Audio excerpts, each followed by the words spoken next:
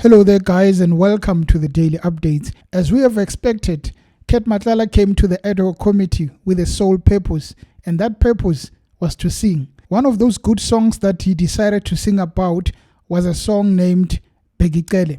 Matlala decided that he's not going to let Bheki Cele get off the hook. He decided to make sure that he implicates him with a lot of allegations, and those allegations were about money. About 500,000 that Matlala alleges that he gave to Bheki Cele in bags. Thanks, Chair. So I just want to make a follow-up on the same question.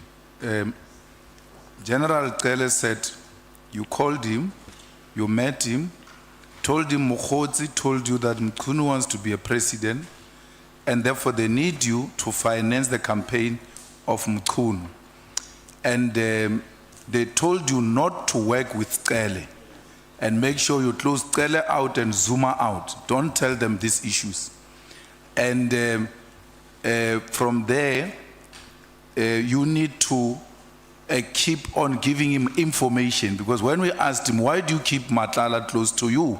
He said, no, I kept him close because he was bringing information from Mkhunu to my side. So I can't let him go because he's giving me information. He said that under oath.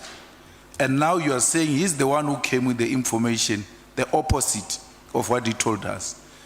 So effectively, I'm asking you, Mr. Matlala, did former Minister Cele lie under oath about those issues in relation to your name?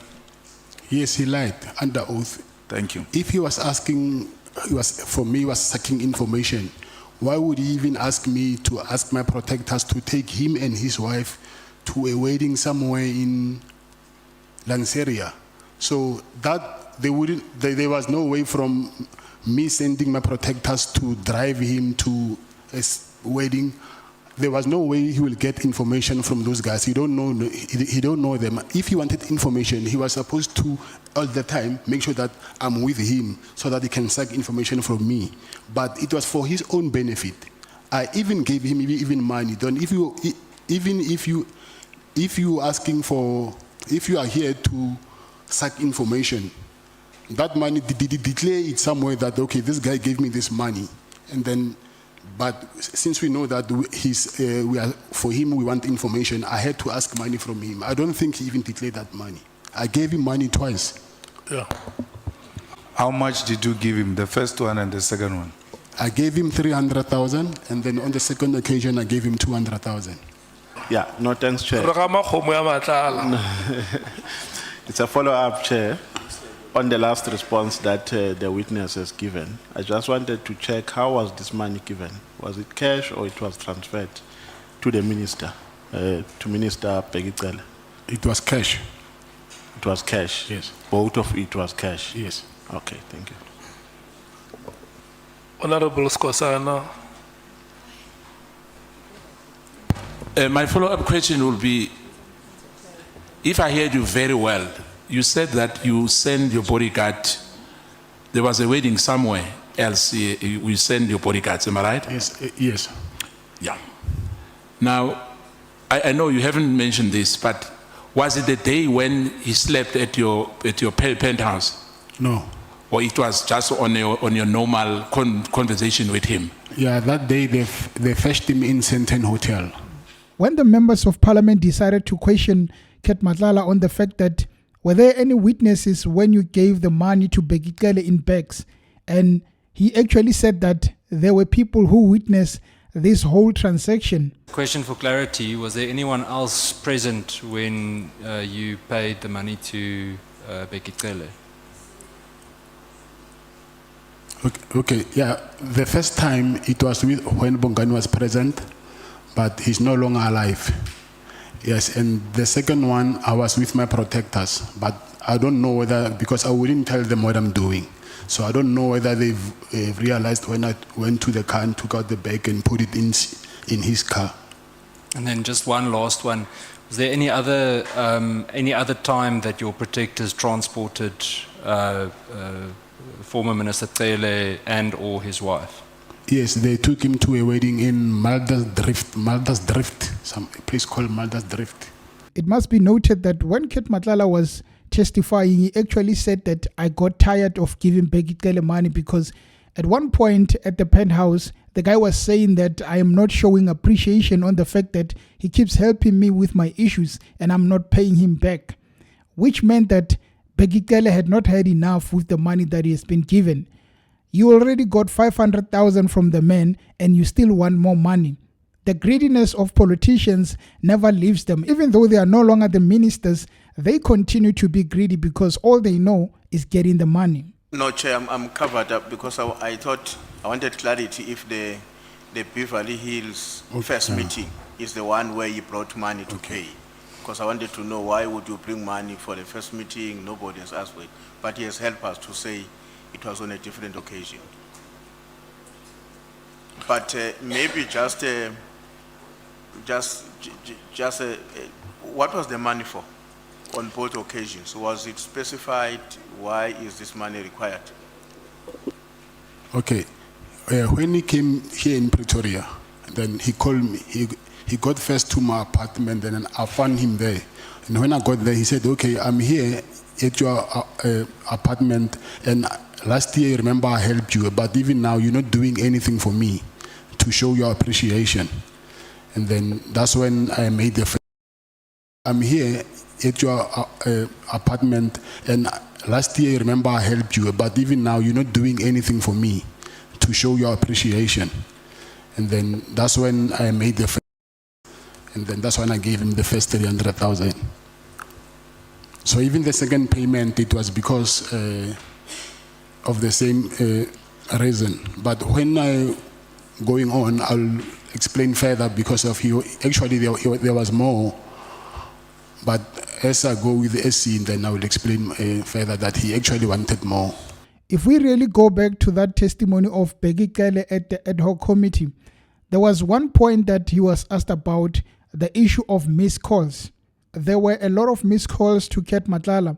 And when asked about the issue of these missed calls, Bheki Cele said that, well, I was waiting for this guy to land because he was using a flight to come to KZN and we had to meet. So because I'm a person that likes to check up on a person when he's coming to meet me, I had to make sure that I keep on calling him until he answers. But Ket Matlala comes and says that, well, I was actually driving.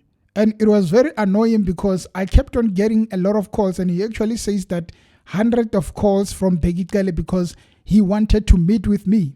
He wanted money. The guy had not had enough with all the money that he received because he said that his car and that of his wife were having issues. So he needed a lot of money, not just 50K, not just 5,000. He needed a lot of money in order to fix those cars.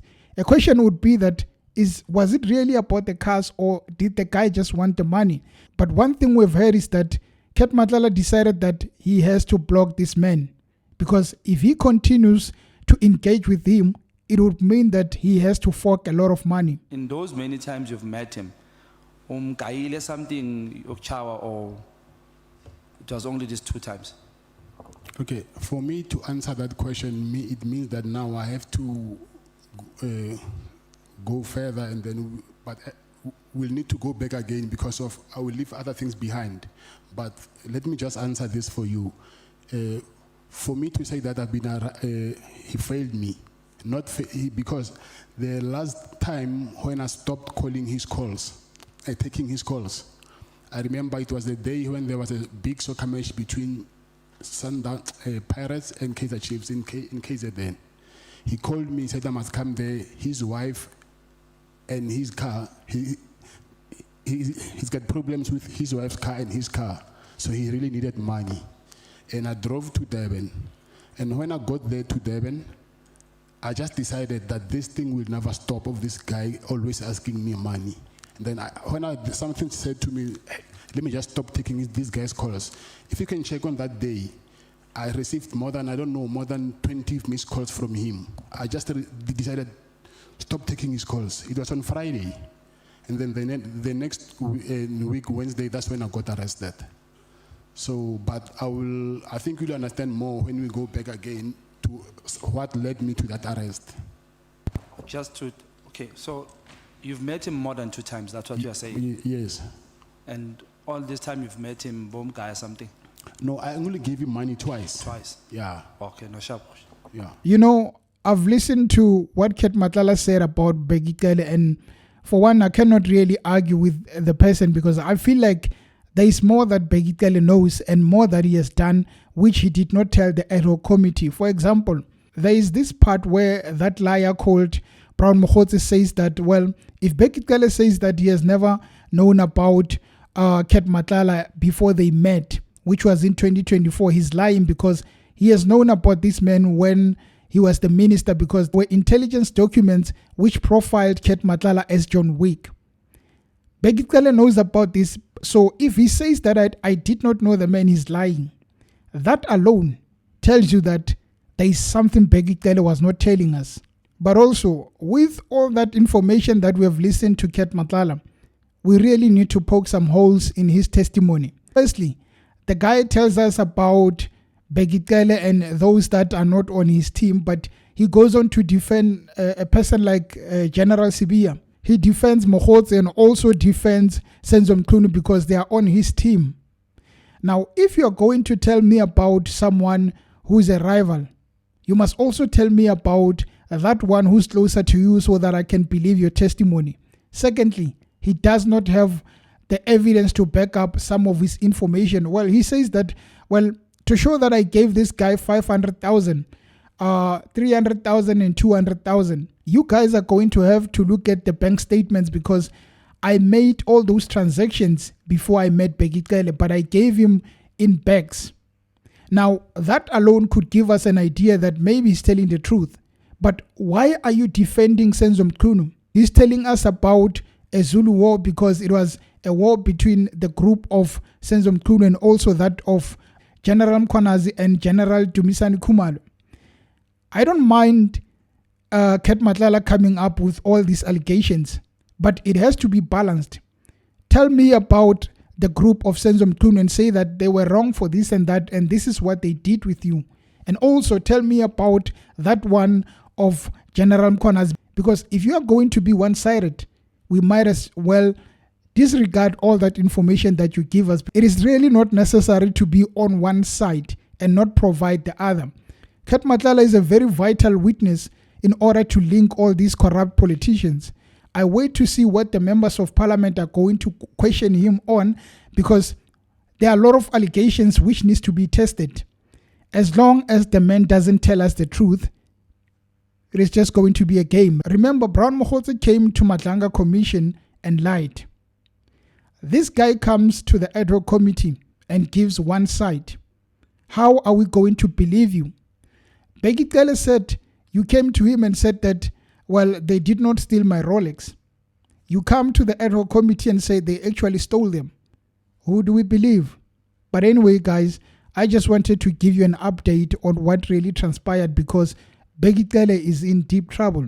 For more information in regards to the ad hoc committee and the testimony of Ket Matlala, please do follow the channel and click that notification bell. Until next time. Cheers.